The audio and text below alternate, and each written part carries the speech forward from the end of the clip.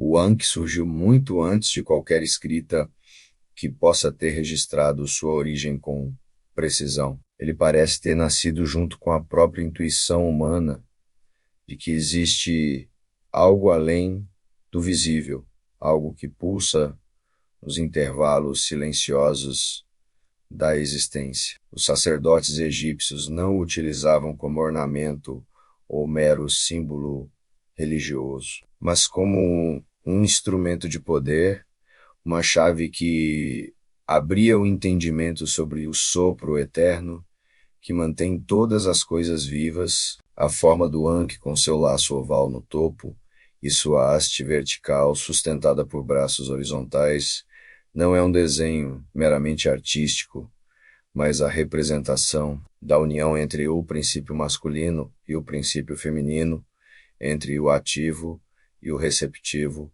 entre o céu e a terra, entre a energia e a matéria, entre aquilo que manifesta e aquilo que nutre a manifestação. O laço simboliza o útero cósmico, a matriz universal, que gera e transforma. A haste simboliza o impulso criador que fecunda e dá direção, e o eixo horizontal representa o equilíbrio entre ambos, o ponto em que acontece a vida. Quando os antigos iniciados atravessavam os portais dos templos egípcios, não estavam apenas entrando em construções físicas, mas cruzando limiares internos de consciência. Eles eram testados em silêncio, em disciplina mental, em controle emocional e em abertura espiritual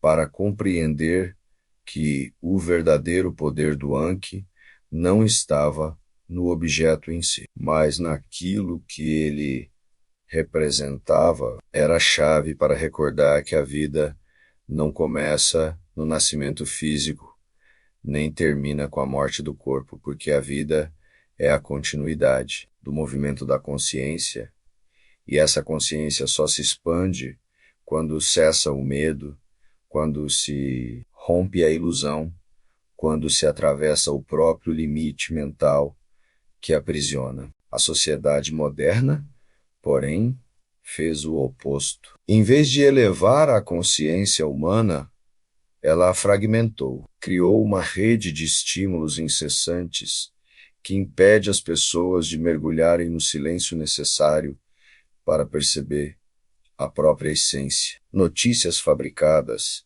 para provocar medo, cenários repetidos para induzir sensação de impotência, telas que alimentam comparação, inveja, competição e sensação de insuficiência, tudo estrategicamente alinhado para manter o ser humano desconectado da força vital que o Ankh representa. Não há nada acidental no modo como a matriz moderna atua. Ela produz emoções de baixa vibração em massa, porque uma humanidade enfraquecida espiritualmente é mais facilmente manipulada, consumida, direcionada e moldada. Quando uma pessoa vive em ansiedade constante, seu campo de percepção se estreita. Quando vive em comparação contínua, perde sua autenticidade. Quando vive em medo permanente,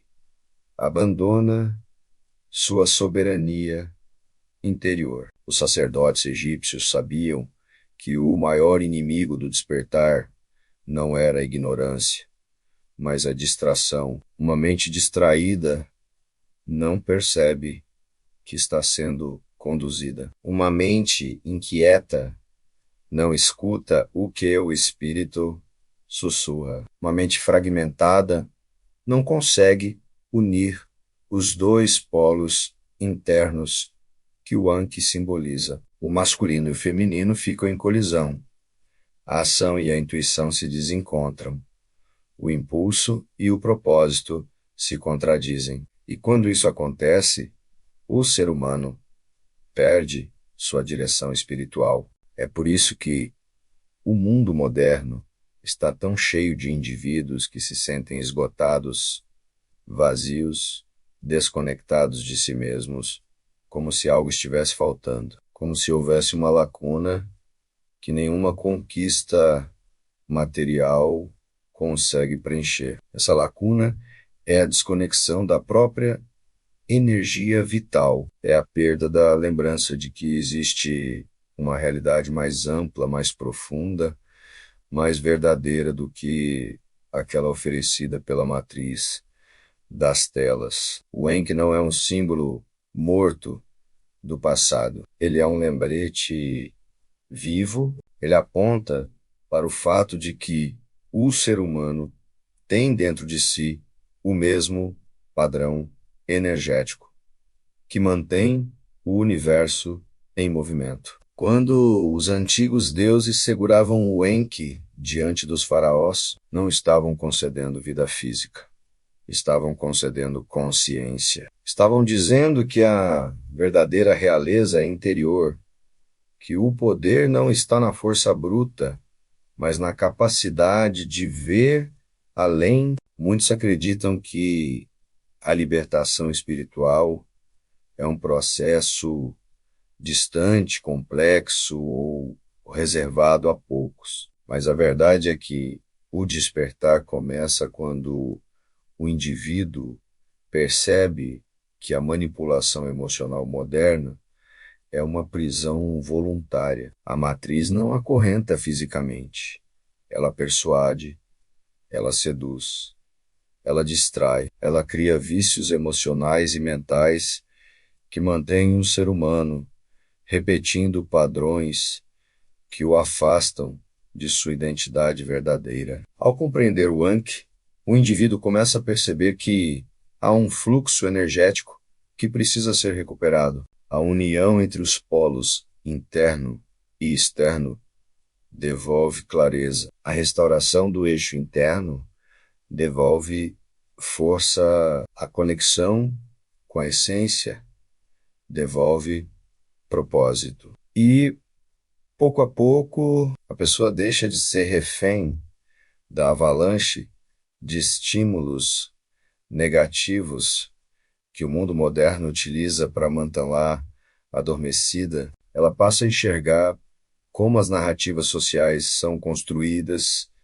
não para informar, mas para moldar comportamento, como o excesso de imagens nas redes sociais serve para criar uma sensação permanente de insuficiência, como a comparação constante entre vidas ilusórias corrói o senso de identidade, como o medo é utilizado como instrumento de controle, como a distração é usada para impedir que o indivíduo pense, reflita e sinta por si mesmo. O iniciado que contempla o Enki reconhece que tudo isso é uma distorção do princípio vital. O universo não opera em falta, mas em abundância. Não opera em medo, mas em expansão. Não opera em separação, mas em unidade. A matriz moderna precisa que o indivíduo esqueça isso, porque um ser que lembra sua verdadeira natureza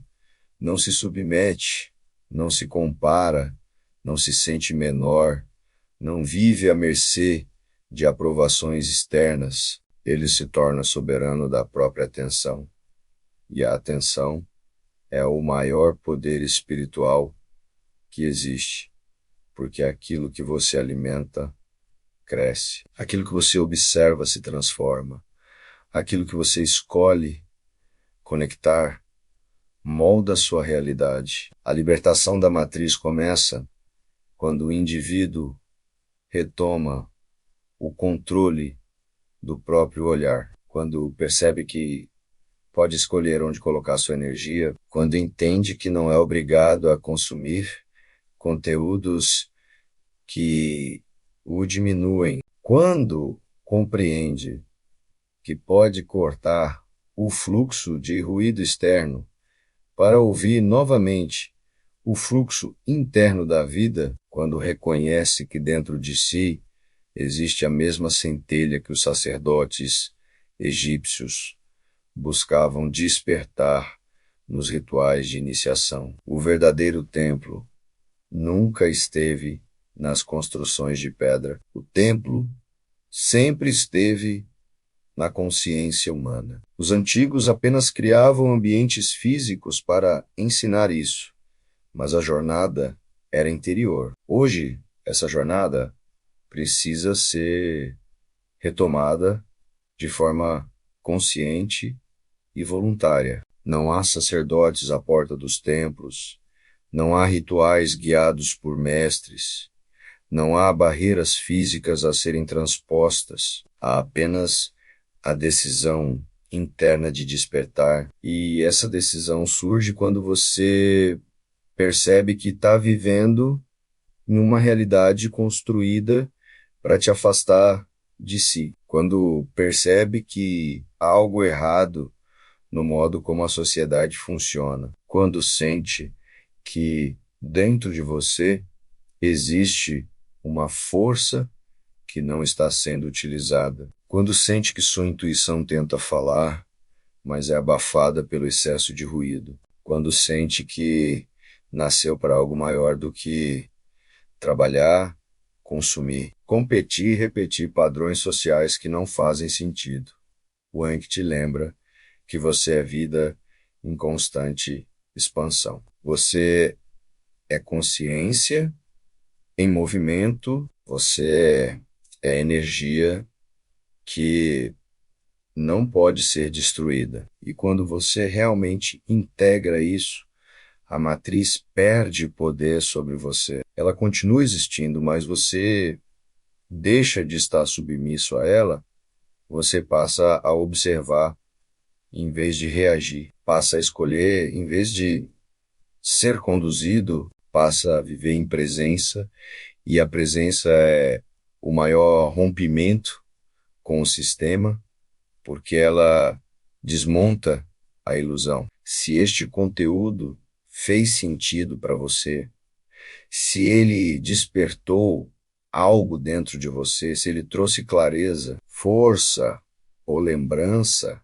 daquilo que sempre existiu em seu interior. Eu te convido a se inscrever no canal e compartilhar este conhecimento com outras pessoas que também precisam romper com a manipulação moderna, elevar sua vibração e lembrar quem realmente são. Este movimento de despertar precisa se espalhar e você faz parte dele